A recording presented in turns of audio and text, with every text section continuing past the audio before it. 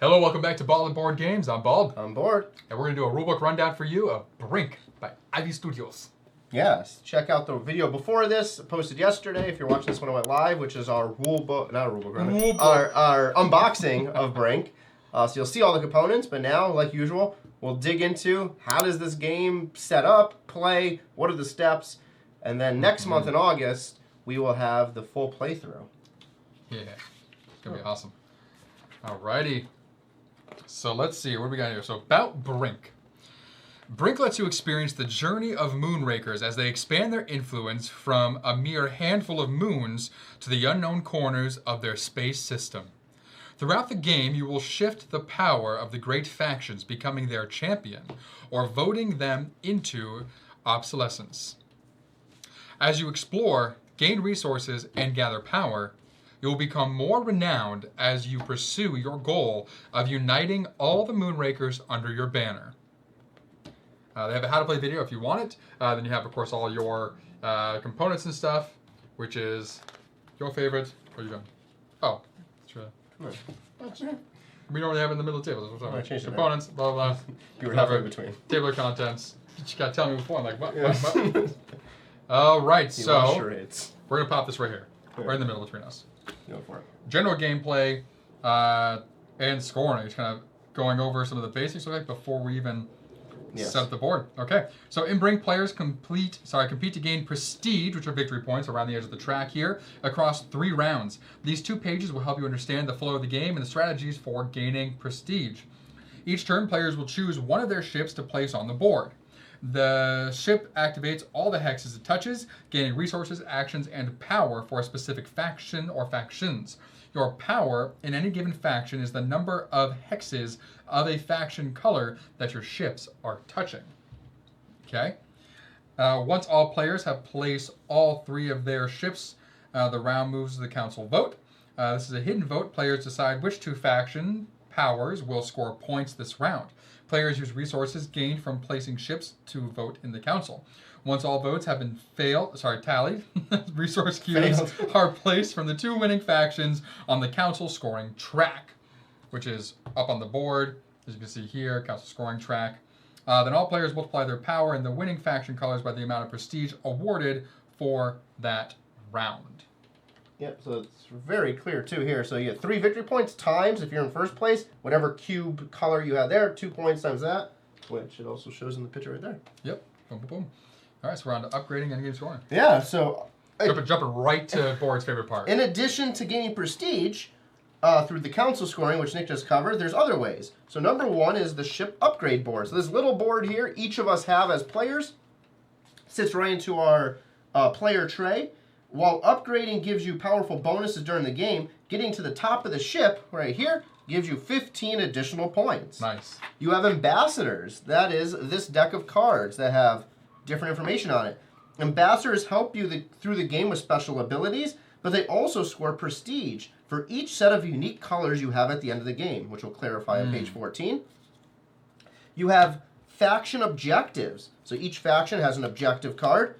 During the game, you may claim faction objectives. If you do, each objective card will give you a special ability and award you prestige on remaining cubes. So this says 1 prestige times however many blue cubes you have. Oh, that must be what goes in those slots up there. Nice. Council bonuses. If the same color faction wins more than 1 council vote, you may gain prestige for that. And then finally, action cards, which are a whole deck of cards over here. Action cards provide mid-game bonuses as well as award additional prestige. So for example, this one here, Technician Award, score 2 prestige for every ship attachment on your ships. Cool. All right, so we have hex and card reference. So go over some of the hexes we have here. All right, so the hex breakout. So A, which is this guy here. Colored border surrounding the hex signifies 1 or 2 power, noted by 1 or 2 borders. So here it looks like there's 2 borders. The matching color factions. So there's Comek, Henko, Magnomi, Ventus, Sorelia, UA, which is Utopian Alliance, and Neutral Power. And they're all color-coded, as you can see here. Resources, which is going over for B here. So boom, and on the tile there, you can see at the top. Cubes obtained after placing a ship. They can be either influence, so dark border, or favors, which are a white border. So yes, a white border, and then these ones that you don't see a white border are clearly dark border. They should have a dark border too. Interesting. Yeah, nice. C, the Cerelia hex tile, which is this one right here. So a special hex tile that can represent any one of the 5 faction powers when scoring or discounting a cost. This hex is not drawn, but earned through the Cerelia's faction, objective. D, the starting tile. So this big boy right here, pictured there. A tile consisting of 5 combined hexes that is placed in the middle of the board at the start of the game. E, we have the hex action. So that's here on the bottom of the tiles, specifically pointing to those different shapes there. So icons representing the actions taken after placing your ship on a hex. So we have here the action card, which is like the arrow pointing down. Ambassador is the character icon there that also mirrors the character icons from Moonrakers. And the ship upgrade, which I think also mirrors that as well, which is the wrench icon, and the rider, which is the little card icon there. You want to show them? What's that? Here too? So here also goes over those actions as well. So you have your draw 2 action cards, discard 1 action card as an action. Here for the upgrades, you can take an upgrade action. Here, recruit an ambassador, and there, draw 1 rider card, play 1 rider card. I assume it's and then, because it's not an or, there's a comma. Yeah. Yep. Cool. So you could have a hand of rider cards. You draw a new one and then choose one of the ones in your hand to play. And then lastly here, F, which is right here, the little Brink action. It says first player token reminder. Normally the first player token passes to the left during round cleanup. This icon serves as a reminder to pass this token an alternate way. So, yep, there's your first player token, little Brink symbol. And it goes over that on page 19. Yeah, so the next up we have the card breakdown. So what does all the symbols on all these cards mean?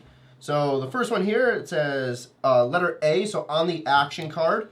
So an action card right here, shown on the back of most cards, this resource can be taken instead of the associated action. So there's a purple box there. Cool. They're all purple boxes. So this just says a resource cube. So it looks like you can choose any resource cube. I think purple's wild. That's what it shows. Purple equals a white cube equals all of them. White cube does not equal purple cube. It does not equal, yeah. So the white is this, are all of those. Well, do we even have, we do have purple. Yeah, so essentially it's saying that this could be any color, but the other colors cannot be purple. Yes. Alternate influence. So if we flip over the card to this side, you have on the very top here, alternate influence. So shown on the top of action cards, this cube symbol indicates the card can be used as a temporary resource as part of its written action. So this can be used as a yellow resource. Orange can be used as orange, and so on. And then there's the ability on the card, which explains what benefit you get by playing that card.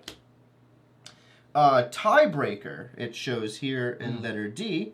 Where's the picture for? Oh, right there. So on the rider cards, here we go. There is a tiebreaker. So shown on the back of rider cards, this color flow breaks the tie for council scoring. So it shows the order, and all of these are not the same. So based on which rider card is out there, it'll say what is the order of hierarchy. Nice. Faction influence slot. Cubes from the supply are placed right there to signify the target of the rider. And then rider effect, similar to the action card, has an effect. It'll tell you what it does. Cool. Next up on the bigger cards here, the objective ones, you have cost. So here in the top corner, that is the cost of the card. The cost can consist of a combination of cubes and of power. So here you would need 9 blue, cubes plus power. And then here, just to clarify what we already said, the white icon cube refers to each of the 4 colors, blue, orange, green, and yellow. Purple can be used as a white, meaning it is wild, but you cannot do it the opposite way. But it does not, actually shown in cost and prestige, it does not count when taking resources from the general supply or assigning factions to the rider card. So you can't just say the rider card is purple cubes only. You would assign it as an actual cube color. Cool. Oh, now my fun part. Your fun part? What's your fun part? Setup. Ah, all right. All right, so we'll start with the zoomed out view, and we'll zoom in accordingly based on how we're setting everything up. So we'll start with table setup. So on the table, on the top left here over that Nick has off to the side, that is your resource tray. That just sits there. So place the board in the middle of the table. You have resource trays. It says shuffle the hex tiles other than the Cerealia one in the tray so they are ready face down. And then now the fun part for us is place resource cubes in the general supply, which are also in that, based on player count. So normally, and I'll tell you in the thing here, there are 140 resource cubes based on the 5 of those. That would make it 35 each color. Nope, that is horrible math I just did. He has fun doing this. Wow, that was brutal. What did I just do? He's gonna go home and bash his head against the wall for messing that up. So 24 of each color. That doesn't add up to the number at all. It doesn't matter. How many do we do per person? 16. 16 per person? 16 available in the tray. Right. For a 2-player game or a 3-player game. Okay, so the rest will just sit off the side then. So 4, 5, 6, 7. They have a spelling mistake. This resource cube count should be 240 resources, I believe, right? Or am I just dumb? 120. I don't know. We'll say you're dumb. It's more fun. 120. I think 120 is the total count. It says the 5-player game, 24 of each color times 5 is 120. Are they also and counting? this is 140. They're also counting because the red those ones. are UA. Those are separate. Ah. I think there's supposed to be 120 resource cubes. Ah, 1, 2, 3, 4, 5. Or 6, you just 7, have a bunch 8, of extra 9, that you would never 13, use. 14, 15, 16. Is there 8 left over? Is there more? Those more than 8 left over. That's why. 1, 2, 3. There's 12 left over. Not So 12, 11 left over. So for whatever reason, there's extra cubes that do not count. Well, I mean, they probably Vital asserted it, just in case. Because you're going to be passing cubes around, so in case you lose some, they probably just gave you extras. Oh, no, I know what they're used for. 5, Aha. 6, Find out in a minute. They did their job, right? 7, 8, 9, 10, 11, 12, 13, 14, 15, 16. Oh, it's actually, there's different amounts left over, too. Yeah, no, there's a reason. Between all of these. Oh, okay. That makes sense. I read ahead. So about 16 for each of these, right? 16, yes. I read ahead, which is normally our... Oh, am I doing this? Why don't I just bring this closer? No, I'm just watching. Shut up, Steve. Watch me struggle here. 1, 2, 3, 4, 5, 6, 7, 8, 9, 10, 11, 12, 13, 14, 15, 16. Can I guess correctly? 4, 8, 12, 16. 4, 5, 6, 7, 8, 9, 10, 11, 12, 13. Nice. Good pull. Mapped it. No, I was just I just grabbed a bunch out. He's a gambler. All right. So over there in the tray, so we have 16 resources total of each color. That is in a 2 or 3-player game. It'll show you in the rule book how many to add for higher than 3-player count. Shuffled hex tiles. Next up is add the faction objective cards to the terminal, which is at the top left here. Also in that same terminal, you'll have the little pieces. So on top of Cerealia, you have that extra hex tile. You have the UA flagship above the Magroni. You have the shield Gaddis. Magnomi. You have shield above Henko. You have the fusion drive above Aventus, and then you have four X cubes, which are called UA cubes, above the blue, which is Konak. Yeah. And the hair. Next up is shuffle all ambassador cards. So we did have those 4 additional ambassador cards, or 5 additional from the expansion pack. Those will just get shuffled in. Shuffle all, flip 4 face up, and place the deck on the indicated spot. So the 4 actually go here, and then you have an ambassador deck off to the side here. This is just a discard pile for the ambassador cards, which matches the symbol. Nice. So putting 4 face up? Yep. 4. So we just place 4 face up in these spaces here. Boom, boom, boom, boom. Cool. Place the starting tile on the board. Big boy. Yeah. Just throw it somewhere random. No, in the spot, obviously, where it's marked. Shuffle all action cards. Additionally, we have a few add-ons from the bonus content. Those get shuffled. In the rules there, it has the little, like, Brink symbol. Yeah, this one doesn't. It does not. Shuffle these. Nope. Oh, there's a chance. Yes. Well, I'm sure there's some tiles that have that symbol on there, but they took it off the main one, probably because like you'd be constantly like changing directions. Yeah.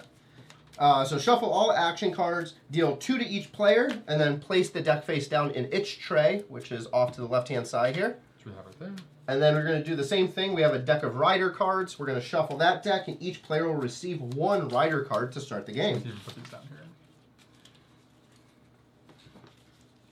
They have designated locations on the board, but obviously my board's in the way here, so we just put those right there. Since. Oh. Is this a discard, or is this... No, that's the discard only. Oh, damn. I was like, oh, that's cool. But nope, never mind. Fine. Well, you could use that. I guess you could use that. Well, discard it has off to the side, I assume? No, it has it in there. It has them in there, but then there's no discard. That might just go to the bottom. That's true. We haven't got the card in the rulebook. They have these fun trays for all the cards. Okay, so each player will receive 1 rider. The deck of rider cards will then go into here. Do we get any of these? You get 2. So, 2? 2 each, yep. Very good and shuffle.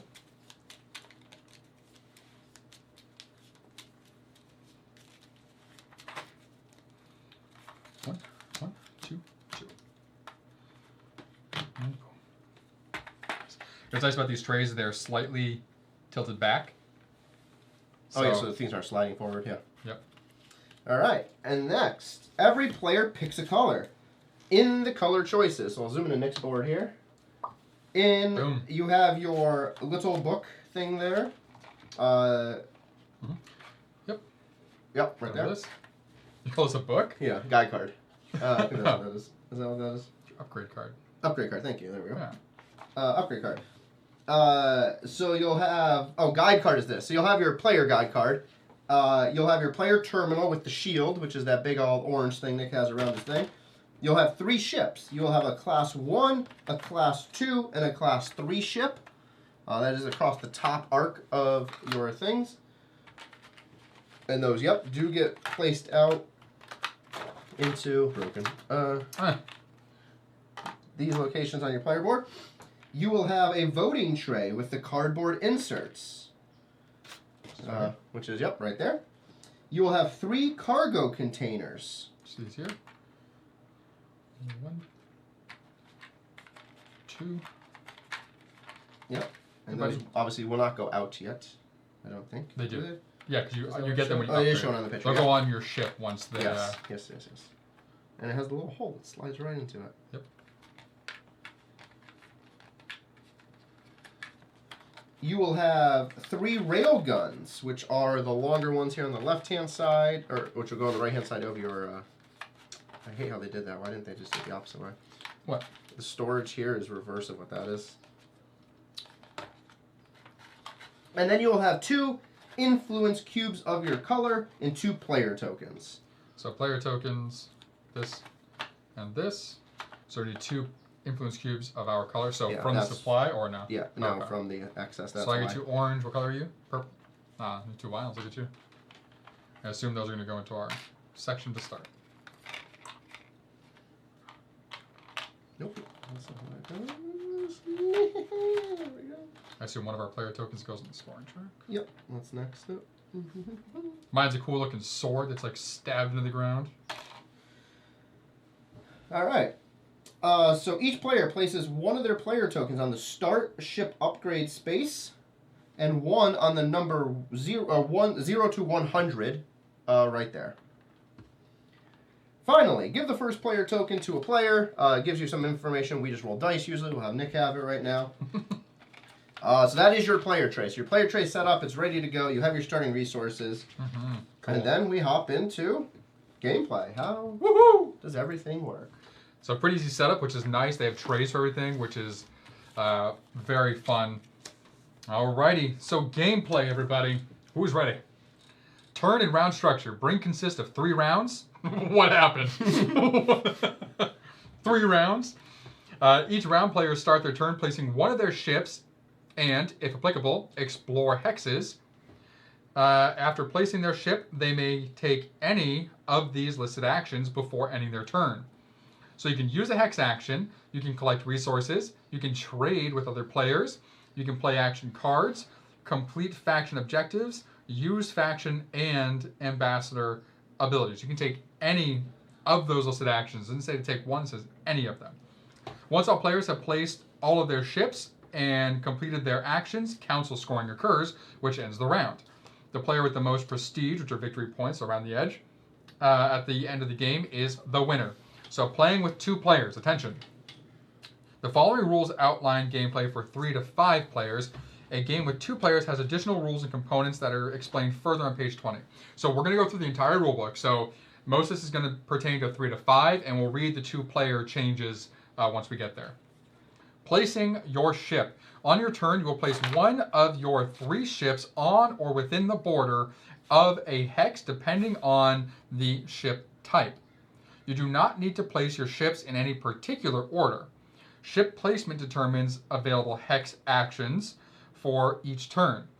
It also potentially allows for exploration via the drawing of new hexes. So you don't have to unlock your ships. You have all 3 available to you. You can place them out in any order. So your smallest ship, little circle guy, is a class 1 ship, and it must be placed within an explored hex. So an explored hex is one that is on here. So it goes in the middle of an explored hex, like so.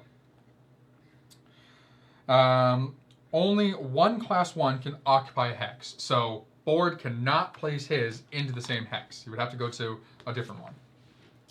Your medium ship is a class 2. It must be placed on the border of at least one explored hex. It cannot be adjacent to a class 3 ship, or be placed in the same space as another class 2 ship. It cannot be placed on an edge of the board. Okay, so yeah, so you can't put it on medium the ship edge, must but be you can place placed it on a border, so it has to go on a border of at least one explored hex. So Yeah. it could go on this border right there. Okay. It cannot go onto the same one where there is currently, so this, it's going to show in a second, goes here, so it can't go on this border. Yeah. And then you obviously can't share that spot with another class 2. Yeah. Okay. Then it also cannot go out here. Because that's not explored. Yeah. Correct. All right. So your largest ship is a class 3 ship, must be placed at the convergence of 3 hex regions containing at least one explored hex. So you could go there, yep. It cannot be adjacent to a placed class 2 or the same space as another class 3. So again, could not place this here or there, but it can go anywhere else provided there's not another class 3 there. It cannot be placed on the edge of the board, so it also can't go out here. Okay. Ship movement. Some actions and abilities may move one of your ships. I also assume by edge of the board, it means like if this hex is here, it can't go there. Yeah, there's no reason to put it there, probably. Yeah. That's what I was wondering about. Yeah. Well, if you have like a larger game, people taking up like these 2 spots, it can't go on any of those. That's true, yeah. Ship movements. Some actions and abilities may move one of your ships. After moving a ship, you cannot collect resources or use hex actions from the old or new regions, but will gain new power. Don't forget to collect resources and use hex actions before moving your ship. So, you can collect these right now, but once you move your ship, you can't collect this new one. You obviously can't collect from the old one. That makes sense. You can't double up. Yeah. Right. I think the same goes for this, right? So you can collect from this one right now, but once you move here to the corner, you cannot collect from this again, and you can't collect from these yet. Yeah. Makes sense. Okay. Exploring. If you place your class 1 ship on an unexplored hex, or your class 2 or class 3 ship on the border of an unexplored... Oh. Okay. So this can go out here. Oh, okay. So small ship class 1 must be placed within... Okay, it says or unexplored region. Next to an explored hex. Sorry. Skipped a sentence. I missed that. So your small guy can go on an explored hex or in a region next to a previously explored hex. Can't put it way out here. You can go there. Little movements. Okay. So If your class 1's on an unexplored hex, your class 2 or class 3 ships are on the border of an unexplored hex, draw a hex tile from the supply and place it in the unexplored region. So this. Of course, you would get the special one. Got the fancy. We'll go right there in the unexplored region. So that happens after you place ship, but before you do everything else? So right now it says placing ship, and then exploring happens afterwards. Okay. Yeah. Because after placing their ships, they may take any of the listed actions before ending their turn, which is using hex actions, collecting resources, trading, blah, blah, blah, blah, blah. So I'm assuming this happens, then everything else happens. Mm-hmm. So I gather resources. Which is right if here. you're on the border. Yeah, that's right. Because you now can get either or. Yeah. Okay, so draw a hex tile from the supply, place it out there. If you explore 2 regions with your class 3 ship, you may choose which hex tile is placed where. Cool. So like when you had that there. I get 2. If I gave you 2, I can look at them and be like, oh, I don't want Nick to have 2 blues next to each other, so I'm going to put that there, upside down. And then put this one over here. Nice. Gather resources. Most explored hexes have resources, influence, or favors available to players who place their ships on or alongside them. Okay? So class 1 ship, you gather 1 resource. Class 2, you gather 2. Class 3, you gather 3. Okay. It says from the hex or hex, so gather 2 from hexes, gather 3 from hexes. So class 1 ship collects, so the example is this, the 2 favors. The class 2 ship that borders, so it says 1 influence and 2 favors. Okay, so you would get this and what it says there. The class 3 ship would collect from all regions. Okay. So you're really collecting everything from all regions it touches. Yeah. Makes sense. Easy enough. So ship movement. So there's some abilities move your ship. Okay, so you're placing your ships normally. So during the beginning of the round, you'll be placing your ships like normal, collecting resources. So when you place those in a new spot, you get to collect resources. Specifically, if ability moves it after you've placed it. Then yeah. No, that's that when makes you don't sense. get it. Okay. Yeah. Influence and favors. So resources come in 2 types. Influence, which are the dark border, and favors, which are the white border. So favors, influence. When getting influence, place those cubes directly into your personal supply. So if board here gained, he's going to gain this, and that, right? So the 2 blue are going to be favors. The yellow and the green are influence. So this will go into his tray. Like switch. Getting influence, breaking the board, ready to use. Influence may be used for voting, trading, and claiming ambassadors, facade, or faction objectives. There are yours to spend as you will. Favors, on the other hand, go in front of your player tray. So right here. These may be traded to other players before your turn is up. When traded to another player, they become influence for that player, going into their personal supply. Any influence they trade, you in return will go into your personal supply. Oh, so it's 1-1. Yep. If you are unable to make a deal, these favors must be returned to the general supply at the end of the turn on which you gained them. We would never trade. Yeah, we'll see. Unless I feel like it could really benefit, but then the return has to benefit. Yeah. Revolts. The general supply of faction, that's probably something that comes into the 2-player thing. Yeah. The general supply of faction resources is inherently limited. If a cube is needed from the supply for any reason, but none remain, a revolt is triggered. Everyone, including the player that causes the revolt, must immediately lose half, rounded up, of their influence by returning cubes of that color to the general supply. So if these run out, everyone who has those cubes has to cut that in half, rounded up. So if you have 3, you're giving 2, and you're putting them back into the supply. That's fun. Yeah. Then the active player may continue grabbing resources they need. For example, if a player collects 3 of the Cirilla cubes, the purple cubes, and there are only 2 in the general supply, that player collects the 2, triggering a revolt. All players return half of their Cirilla cubes, including the cubes just collected, rounded up. Then the player who triggered the revolt collects the remaining 1 cube, and play continues. Favors, resources to be traded, are ignored in revolts. So these in the front do not count. And ship you can't upgrades. hoard resources. Nope. It hurts you more than me sometimes. Yeah, I barely ever hoard resources. True. I'm just Buy and spend. Ships can be upgraded, which will be covered in later rules on page 16. It is important to know that ship upgrades are retroactive. This means that if a player upgrades an already placed ship with an attachment, they retroactively gain the benefit of that attachment immediately. Nice. So I assume some allow you to gain extra resources. So if I've already gained these 2 and I upgraded this ship, I would then say I was able to gain 2 with that upgrade, gain those 2 again. Essentially. We'll find out in a moment. All you. Trading. Oh, perfect. Yeah, all right. Trading. The active player may take... excuse me, not make... no. Words. Holy shit. The active player may make trades with any other player. Trading can only involve influence and favors. Negotiations about future trades, turns, or actions are allowed, but not binding. So what you say out your mouth mean nothing. Yep. You may freely give influence and favors away. No. You can always... Well, you did in the bigger game to try to build an alliance. Okay, I'm going to give these 2 to you. I don't want anything. No. You can always trade 4 influence to get 1 purple. Okay. So, example it shows here is you had 2 favors of orange. Before the end of your turn, you decided to trade with another player to get 1 orange they already had plus 2 blue they had. So you gave them 2 orange to get an orange and 2 blue.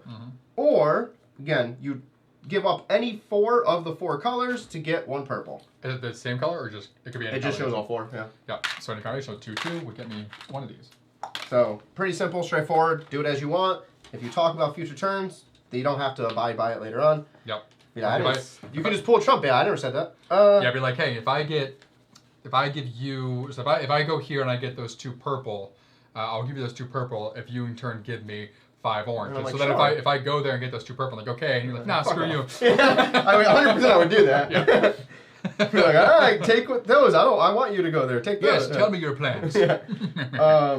Hex turns and actions.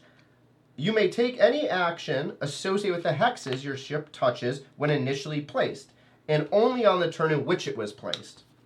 So once you place your level 1 down, you can do it. When you play your level 2 down, you cannot go back to where your level 1 ship is and do those actions again. Makes sense. While this rulebook explains these actions in the order below, you may perform them in any order. Okay. You may trade, use your ambassador abilities, use faction abilities at any time during your turn. Okay. Here are the 4 types. So it says letter A, action card. Draw 2 action cards, discard 1. So these are the 4 things just listed right here. They're very straightforward. You just read them at the bottom of your game board. It tells you what happens for each of the symbols. Yep. For action cards, draw 2 action cards from the deck. Choose 1 from your hand to discard. Action cards allow you to take bonus actions, manipulate votes, wield additional power, or potentially gain prestige. Instead of taking this action, you may gain 1 purple cube to trade to other players. So as a favor, as noted on the back of the card. So if you take an action card, you can then just take a purple, which goes to the front of your player board, and do that. Instead of doing the draw. Instead of drawing 2. Yep. So each card describes when it can be used. So if you flip over some of those cards, and we'll zoom in down here for you. We see good? So right there at the very bottom left, it says turn. Turn, you may play these cards during your turn. Turn. Turn. There we go. Okay, what do you got next? Scoring. Okay, scoring. And you may play these cards when scoring at the end of the council phase to reveal hidden power. There's 1 more. There we go. Voting. Just happened to be for that. Voting. You may play these cards after votes have been revealed in order to manipulate them. And then end, which is right here, you may reveal these cards at the end of the game for bonus prestige, which is very clearly listed in the center there. Nice. So look at the bottom of the card. It tells you what phase it can be used in, and then use it in that phase. Alternate card use. The cube symbol depicted at the top of each action card is temporary influence, which overrides the card's written ability. This includes hiring ambassadors, completing faction objectives, manipulating vote totals, and endgame scoring. It cannot be used for trading. So you don't get the actual cube. You're using this card as a cube to do one of those things. And they're all color-coded too, so they're not going to trip you up and have like a green cube on an orange card. So the color coding of the card also helps you know, okay, it's this resource. Yes. Next up, ambassador cards. Before taking this action, you may pay 1 influence to remove any number of ambassador cards from the display and replace them. So the market cleanup. But you're not cleaning out the whole thing. You can choose how many you want to do. So great opportunity to hate draft. Or hate discard, really. Hate discard, yeah. Because if I can't afford it, but I don't want you to have it, I can just pay a cube and be like, I'm getting rid of that. And then to answer your question before, any remove card, shuffle back into the deck. Not put at the bottom, but shuffle back into the deck. Nice. Next, you may now pay to recruit 1 face-up ambassador. Or you may gain the alternate reward depicted on the back of the card. So at the back of the ambassador card right here in this pile, you have a blue card, or a blue cube token. They also, it seems like they all match their front color as well. Yes.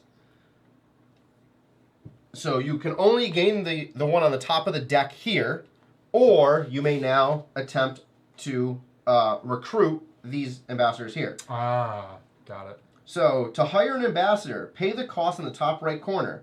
This indicates influence and or power. Cerealia, purple, can be used as any faction color when paying its cost.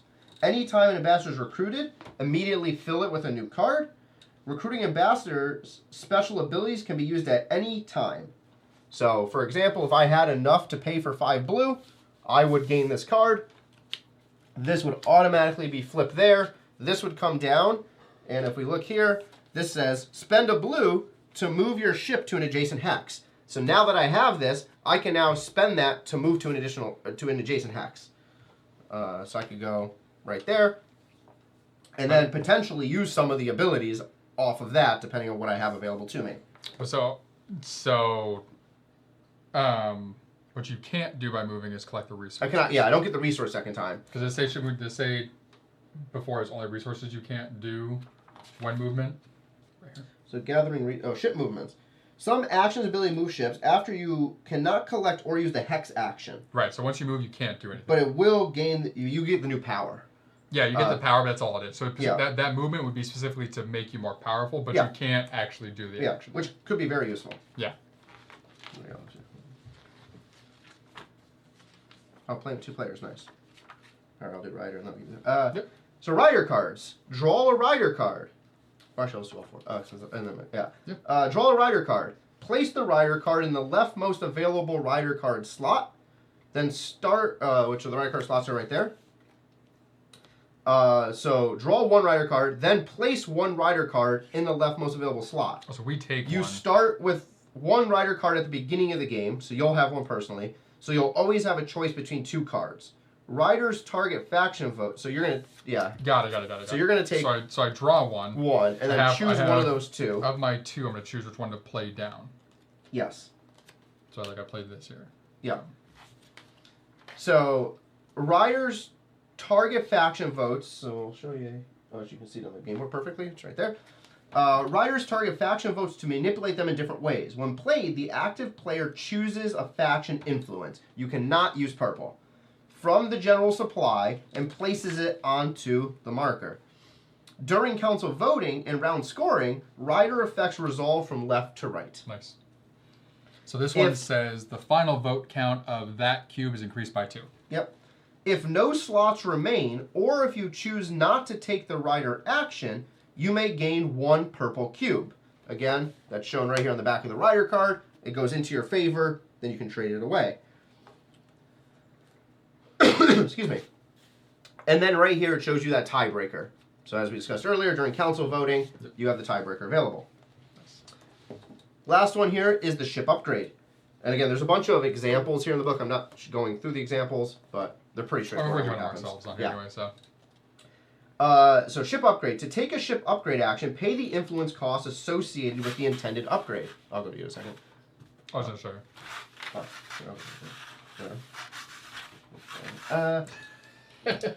So to take the ship upgrade, pay the influence associated with the intended upgrade. So that is in the little spots on your left-hand side. So if I had green, I would take 1 green if I wanted to move this to here.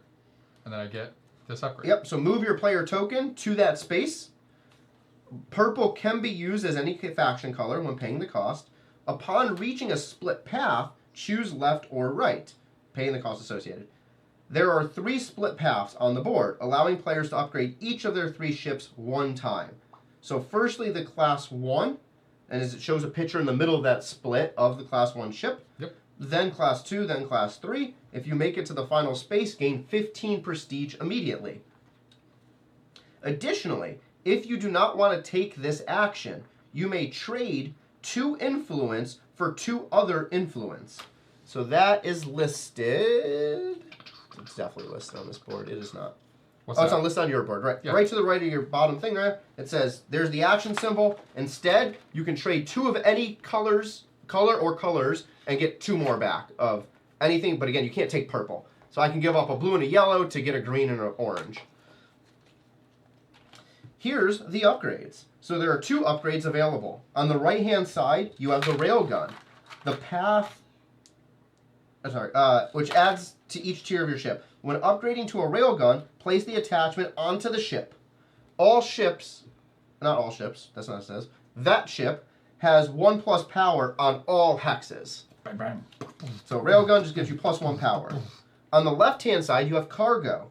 When upgrading to cargo, place that attachment onto your ship. That ship will now collect double favor and double influence. If a player upgrades an already placed ship with a cargo, they automatically gain that benefit.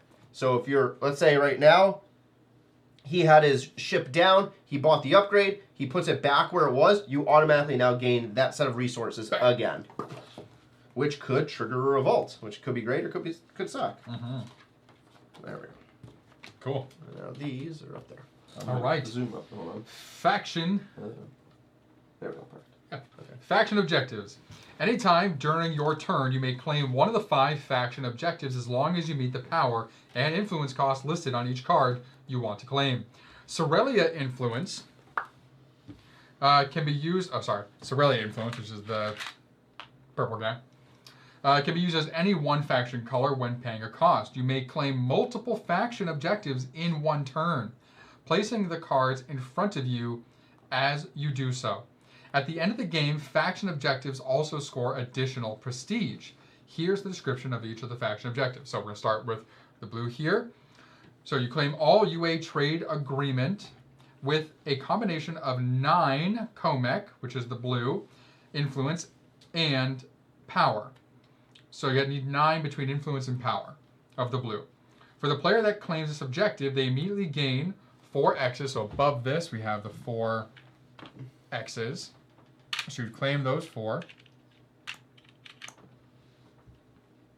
These cubes can be cast as votes, each subtracting 2 from a faction's vote count.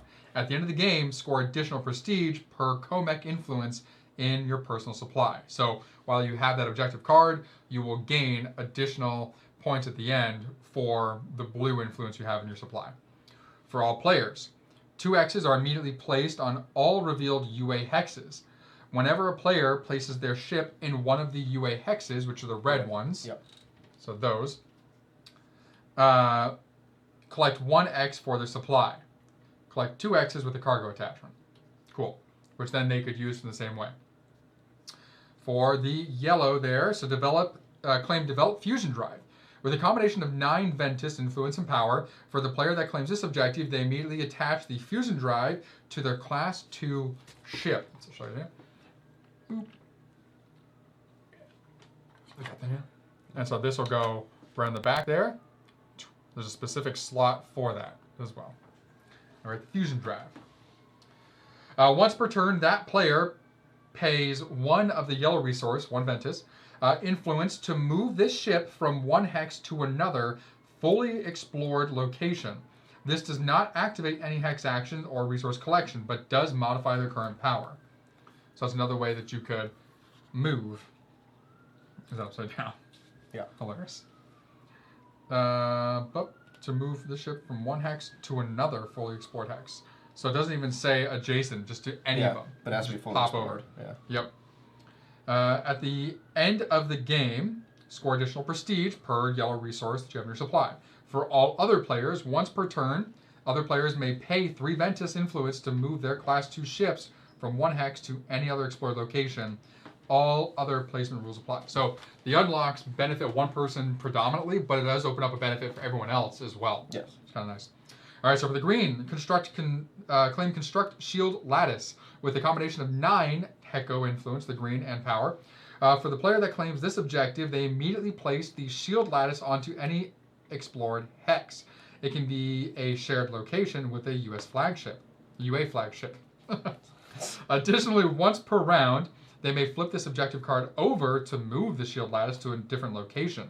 At the end of the game, you get additional influence per green. So for all players, the hex that contains the shield lattice is worth +1 power in its matching faction color. Interesting. So that one you're just placing it to try and get an additional power's worth. But so everyone benefits from that shield lattice the same way. Okay.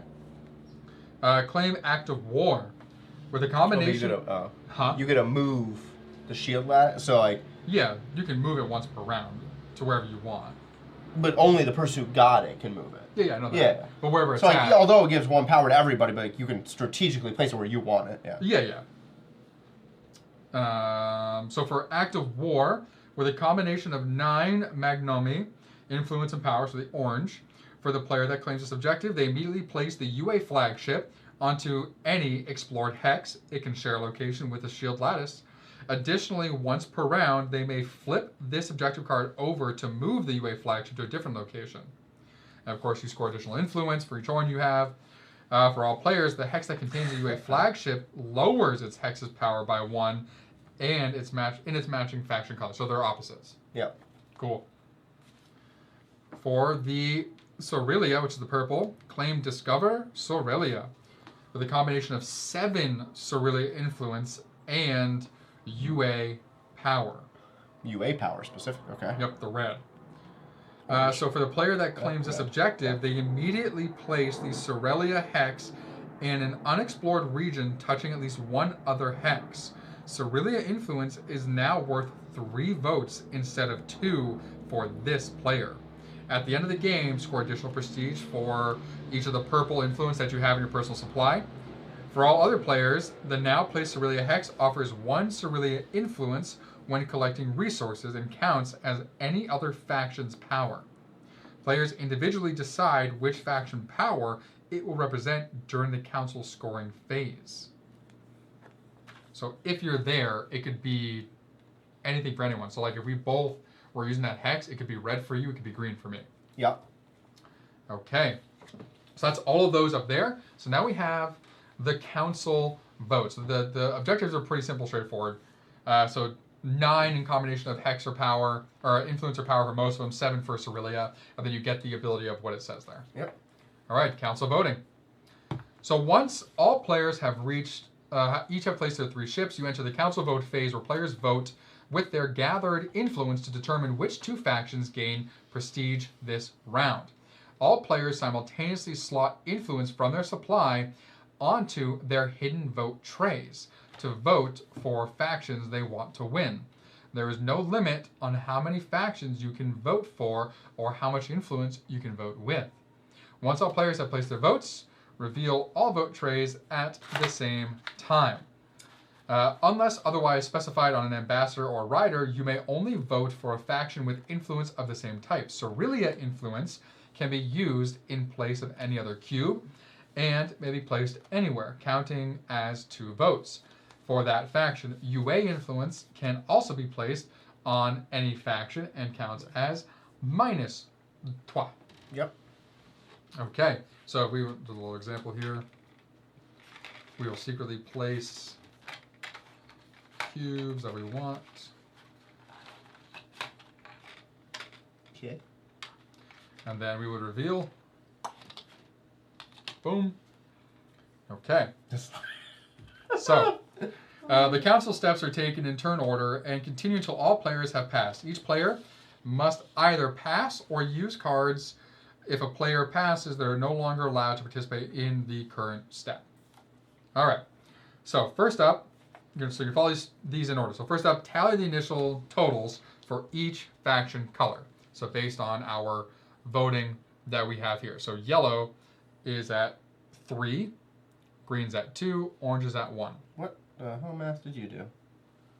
Yellow's at 3. No, those are with 2. These are worth 2 normally? Yeah, so 2, 4, 5, 6. No, 2, 4, 5, 7. Counting as 2, but sorry. Yeah. 7. Yep. Apply any rider effects that may change or modify. So yellow does that. So that's why I got 7, yeah. Okay. So 5 plus 2, yeah. I jumped ahead. Play action cards that change or modify votes. They can also use 1 influence in their respective faction. They can also be used as nouns, or we could play them. I'm good. See.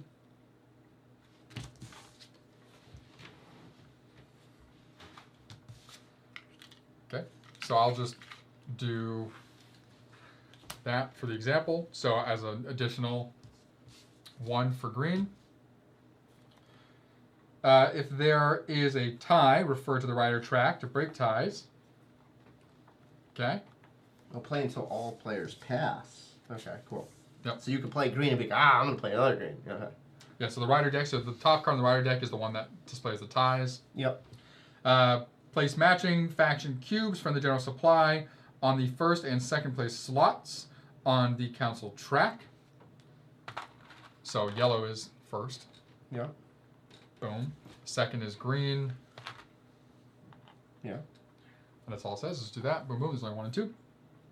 Players score their current power in those 2 factions multiplied by the prestige from the council track.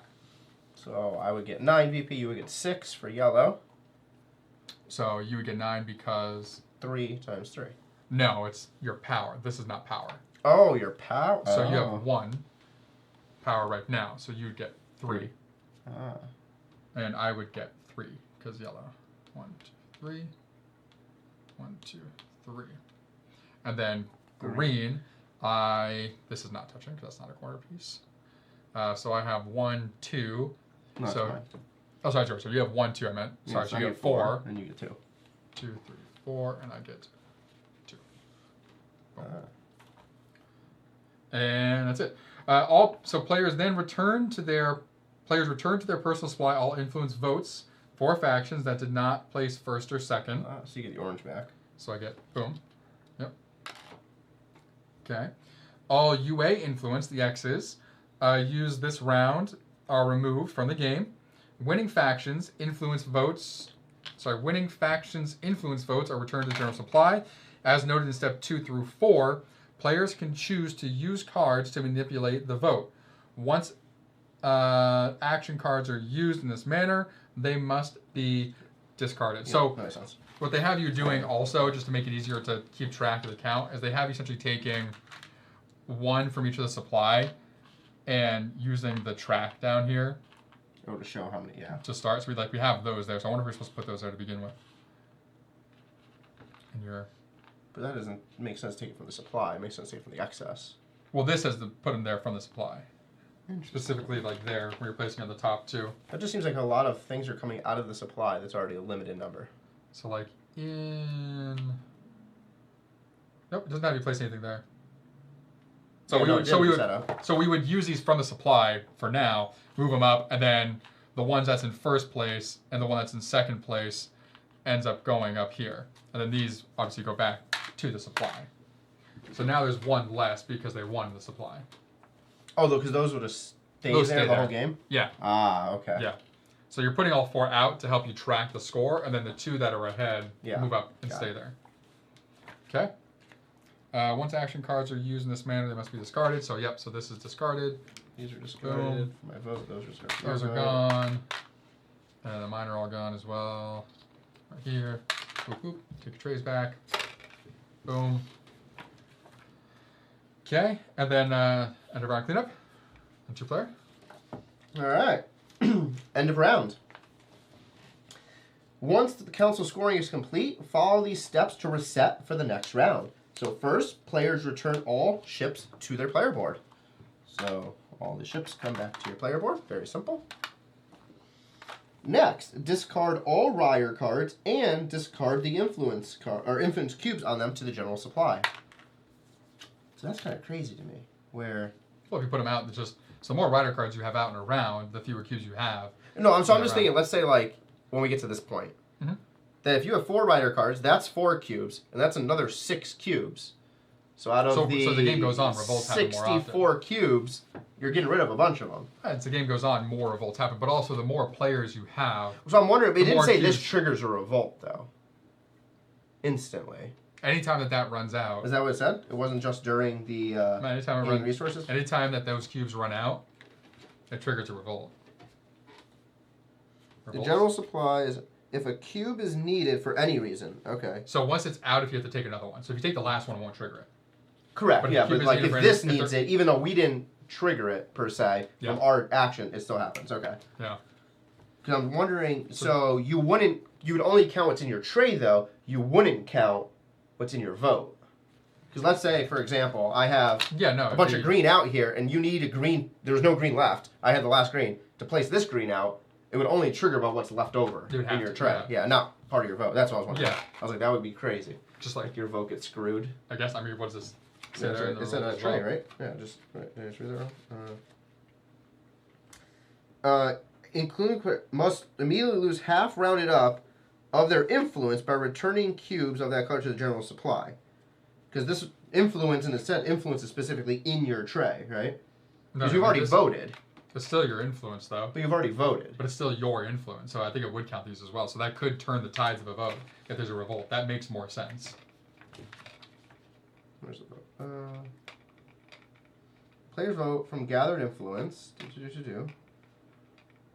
They slot their influence from the supply onto their hidden trays. Because when you get council votes that are taken in turn order. Now, in turn order. Tally the initial totals. Apply riders, apply action cards, then place matching faction cubes into spots. So it says tally votes first, then place these cubes out. Yeah, but it's still your influence. But it doesn't. Sure, okay, you might, or because you're losing these anyway to the general supply. Yeah, what I'm saying, but I could. I think it'd be just that what's in your tray because it says tally your votes first, and then you don't place that until number 5. So it wouldn't make sense that like my vote gets cut because we've already tallied what my vote is plus any modifications from cards. Well, 5 is moving these up. 6 is gaining the points. So these are already read here. But these are already on the board though. No, read it here. I know. Place the matching cube from the general supply. It doesn't say put these here. It says from the general supply in 5. You're taking from the general supply and putting them here. Into the vote track. Number 6, you're moving them from the vote track up to there. No, number 6 is scoring. Number 5 is moving them from there up to there. No, that's what it says. General supply. Placing from the general supply. From the general supply, not from here. This is part of the general supply. This is part of the general supply right now at this moment. You're using cubes from the general supply to do this. So if you have to pull one over to put here and there's no cubes, then a revolt happens. But that's in step 5. No, because they're using, this is part of the tally. Tallying, this is literally the count track. So if you need a cube to tally, then that screws the tally. Tally votes is step 1. Tally initial votes for each faction. This is the tally, right here. You're placing votes on this track to tally them, and then the ones that are from, which is this is part of the general supply. No, because number 1 is you're tallying your. Yes, thing. This is how you're tallying. You're counting them all up and placing the cube down where it's at. So if you need a cube to put down there, that counts as for any reason, as I stated earlier. So before you can tally, you need one of these cubes. So if there's no green cubes, then you would need that. So for instance here, if nobody votes for green, then you're fine. So if there's no green cubes there, nobody votes for green, meaning no cube needs to go onto this track, then we're fine. But if somebody votes for green, a cube needs to go on this track, it can't, you immediately will cut everyone's But if you vote have a rider card and have a green on here, mm-hmm. Now, let's say no one voted for green, that counts as 2 green. No, it says any that are used will count by 2. No, the final vote count of those is increased by 2. Of green is increased by 2 to make it 2. The final count of those, there's 2 times 0 is 0. Not 2 times, it says plus 2. It's increased by 2. You're not timesing it by 2. You're adding 2 to it. Okay, yeah, so that's So you would add 2 to it, and so that would also so that would also screw because green's being used. That's crazy to me. This coming out of the general. It says supply. for any reason. These come out of the general supply. So yeah, so if you put that there, and there's nothing in that general supply, then that's going to create a revolt. And so because that tally step happens, those are technically part of your influence until you get past that tally step, so we remove half. But again, if you have cubes down here, then you'd probably be fine. But if you had only one cube, and that's what you used to vote it, then that cube is gone. Interesting. Which would be unlikely in a 2-player game. If these are all gone, then we're each going to have a chunk of these, unless you used all of them to vote. But even then, it's still just going to cut your vote down. Yeah. Well, I'm thinking, like, let's say there's 16 there. Let's say there's one here, one there. That's -2. So 14 cubes. Yeah. Let's say you had, for whatever example, let's just say you had 10 of those 14. Yeah. I had 4. I didn't vote with them. I left green alone, but I voted with 2 purple on my green. Let's say I used 1 and plus 2 purple.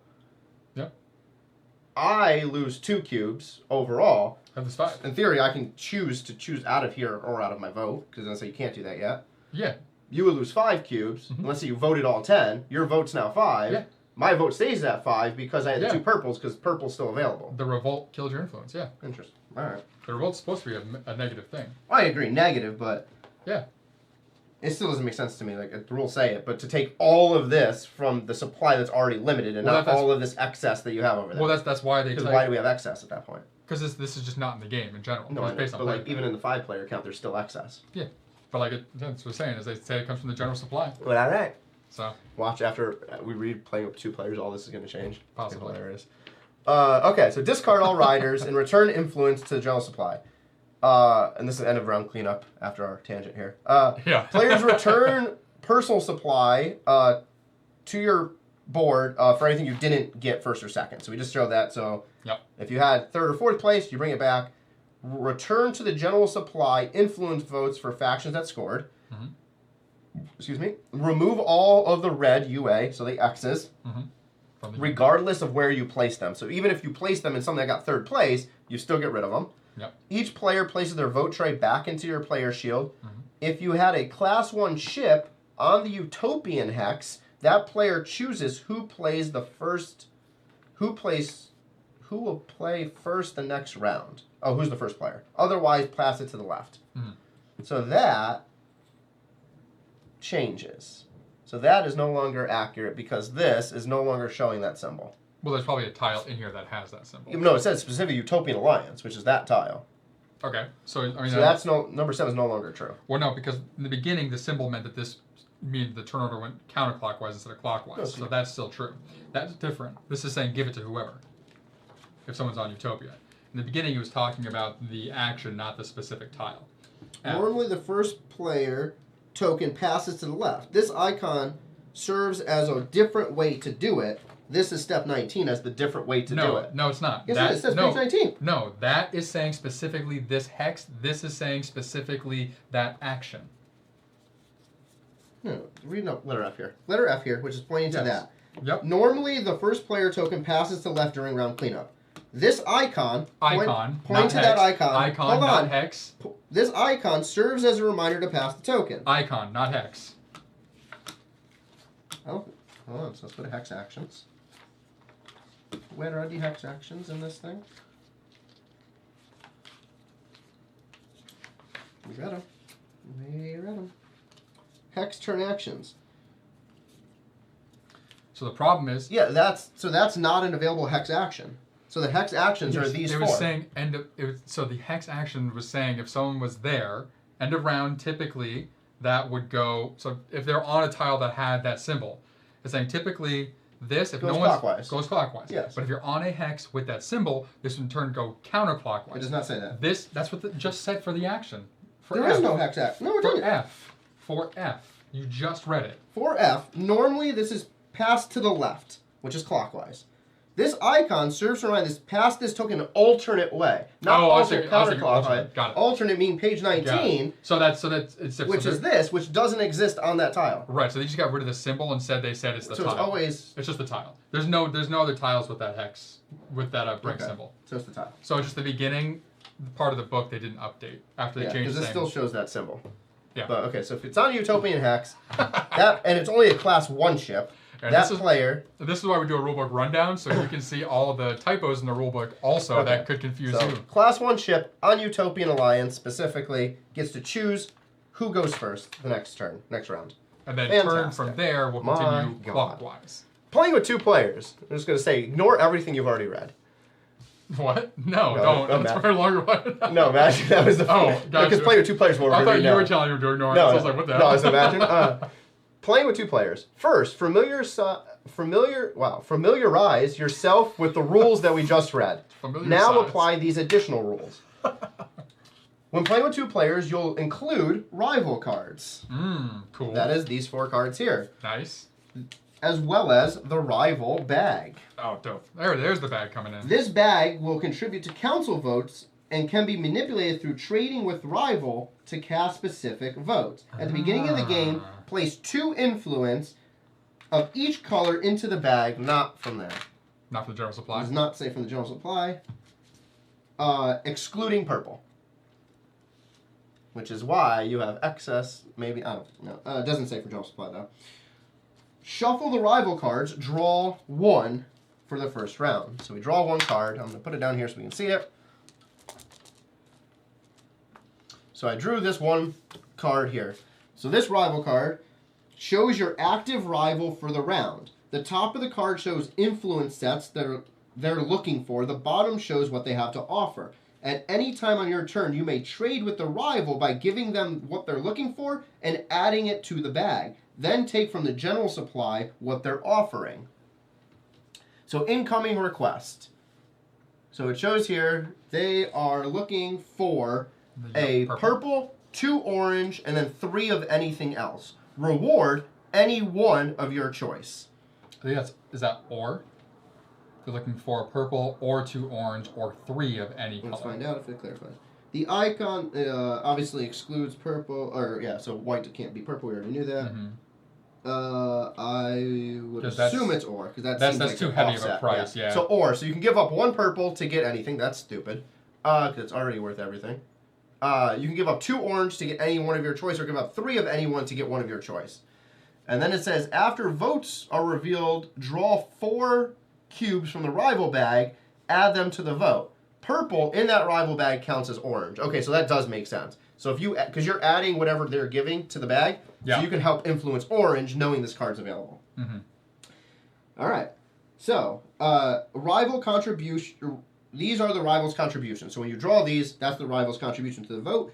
Any purple cubes count as 2 for the rival's designated faction, which is shown right there. All rival votes are affected by riders, if there are any, just like player votes. And rival votes return to the general supply after voting is tallied. At the start of a new round, leave the influence in the bag that's already in the bag, discard the rival card, draw a new rival card. If a revolt occurred, empty the rival bag, reset it with 2 of every color. Then continue play as normal. If the rival bag is empty, and additional influences needs to be revealed, reset the bag. Okay. So, and they specifically don't say from general supply. It does not. It says at the beginning of the game, place 2 influence into the bag. It does not say from general supply. Of each color, Yep. Makes sense. And so it sounds like whenever occurs, empty the rival bag, reset it with 2 influence of each color. Doesn't say from the general supply there. It makes it specifically says so that's, I guess, how you're getting. That makes more sense now. Yeah. That's good. That's cool. So that makes use of the... So it wouldn't be from your influence tray that you would be giving this rival. It would have to be from the front here like anybody else. That's where you do your trades from. So no, you can trade from both, it showed earlier. No, it said... But this has to be traded. Oh, I thought only that could be traded. No, you can trade from both, but this cannot be put into here. Oh, is that what it said? Yeah. That you could trade from your influence? Yeah. Hold on, I saw that. No, I didn't see trading. Trading. The active player make trades with any player. Trades involve influence and favors. Okay, cool. But if it's up here, you have to trade. So you might as well trade it if you have it, because you're going to lose at the end of the round. Yeah. Cool. All right. Last thing. End of game scoring. Fantastic. So that was the only change for 2 players. So 2 players adding the rival card, and you're competing with the rival, which obviously could change first and second. Correct. How it ends up. It could also massively, like, it could make that revolt happen as well as during the voting phase too. Yeah. All right. End of game scoring. After the last round is completed, players will score additional prestige before declaring a winner. So it looks like there's only 3 rounds. Yeah. It says. Only 3. It says 3. No, I agree, but it says on the box it's an 1.5 to 2 hour game. Well, for more players, probably. Oh, true. I'm like, that seems like a lot for only. It's meant 3 ships out. It's clearly meant for primarily like 3 to 5. So 2 player, they have these to change a little bit. Okay. Yeah. So additional endgame scoring, ambassador sets. Score each unique ambassador set, meaning the color of the ambassador cards. So again, that's these cards up here. You may score multiple sets, as well as the purple can be used as any faction. So if you have, we'll just use these. Let's say these 4 are what is in your hand. You have 1 blue, that counts as 2. You have 1 green, that also counts as 2. You have 2 of this set, that counts as 5. If you have 3, it counts as 10. If you have 4, it counts as 18 extra prestige, based on color sets. Nice. Score influence. Influence does not inherently give you prestige, but can be worth prestige based on the following. Faction objectives. As you can see from the top up here, each faction says score 1 VP or prestige based on the different colors that you own, where purple is based on every color that you own. So if you have purple and green, and you have a bunch of green, you score the green twice. No, purple is only purple. No, it's not. It says 1 times white cube. Oh, I guess so. Yeah, it's every color, not purple. Or no, purple is white. White is not purple. So not purple. No, purple is white. White's not purple. So for every cube, you get 1. Yeah. Council bonuses can also give you influence. Factions that rank first or second twice during the voting council voting score get +1 prestige for each matching influence remaining in the player's supply. Factions that rank first or second 3 times get +2. So that is shown right here. So if you have, let's say, yellow here twice and you have yellow left over, you get 1 VP or 1 prestige for every yellow you have. If yellow is here 3 times, you get 2 prestige for every yellow you have left in your supply. Nice. Action cards remaining in your hand can be discarded to score influence of the card on the top. So this would be a yellow. I'd be like, oh, hell yeah, I'm going to discard that for yellow to get the bonus points. Prestigious maneuvers. Score additional prestige listed on these action cards. So they literally probably say that. Well, it's probably the ones that have end. They literally have prestigious maneuver as the verbiage. Yeah, it's the end ones. Yeah, there we go. Maneuver. So score that prestige. So this one says at the end of the game, score an additional 3 prestige. Yep. And then final step, obviously, declare the winner. Whoever's the most prestige wins. Tiebreakers. Number of faction objectives claimed is the first tiebreaker. Cool. Number of ambassadors hired. And that's it. Because we don't count number 3. What was number 3? Sure. Huh? Oh, sure. Yeah. Nice. All right. So overall, there's a lot of things going on, and there is that few little typos that they changed the symbol here in the center, it looks like. Yep. But overall, you play your 3 rounds, you score in between every round, you do the endgame scoring, whoever has the most prestige wins. And you can score 100, because is there a marker? There's no marker that says plus 100 plus. So you just keep going round and round. Yeah, so the symbol's different there than it is here. This is why I was disagreeing. So you score additional prestige per cerulean influence in the personal supply. No, that's not what that says. So not per white cube. That's dumb to me, because that's not what that says. Mm-hmm. Yep. Rulebook, it's a 0. A couple notches down for sure. But yeah, that's supposed to be like the wild one, but let's use the proper color. Let's use purple. No, yeah, just use purple. Yeah. Because purple is the wild cube. White means every other cube. Yep. Yep. All right. But overall, that is Brink. That is Brink. Cool. We will be, obviously, as I said, in August doing our playthrough here of Brink. So stay tuned on our Instagram to figure out what week that'll happen. Thursday at 8 p.m. Pacific time. Most weeks. We'll have one week that'll be a non-Thursday, but yep. Yeah. Looks like fun. I like the resource management and the manipulation and everything. The revolt idea I think is very interesting. To where like if you hoard too much, you're gonna force it and you're gonna lose it all. Yeah. So you have to try and really wait to try and because like even that at the end could cost someone the game to where, okay, if like yellow, like if you push that revolt at the very end, then that cuts people's points down massively. Well, also, I'll just reveal a strategy I have already, is I can see that tray to know how many yellow are left. Let's just use yellow as an example. Yeah. To be like, okay, I know I have 3 yellow. There are, let's say, 2 yellow left in the supply. That's 5. There was 16. I know Nick has the rest of them. Yep. So I can intentionally do something, let's say that takes 2 yellow, and then I know the vote's coming up is going to have to use a yellow, and I can vote heavy in yellow to make sure it's first or second, and even if he doesn't vote for yellow, he loses half of his yellow. Yeah. bag. So it is an interesting concept where you can just like, even if your opponent doesn't use that color in a vote, you can make them lose a bunch of resources to start the next round. Or to endgame scoring, even the very final vote, you can be like, oh, they have the yellow card. Well, so actually, so that's why I threw this in too, because there's a random number of cubes in here as well. This doesn't always get reset. It only gets reset if there's a revolt. Yeah, but if you're So this I'm saying start the game. It's 2, 2, 2, 2. To start the game, but like this will end up with like yellow in there. I'll have yellow, and you'll have yellow as well. So cool. I'm excited. It's gonna be a lot of fun. Maybe we'll see if we can get a third person on with us to do. That would change everything. When we do this, because that'll adjust things a lot. We have to like really not look. Yeah. At boards, to like hold it close to there, but keep it here. Or we have them sit here as long as their player board's here, because we have the space. Yeah, we have the awkward camera angle. That's all. Yeah. But yeah. Because only front facing slightly. Yeah.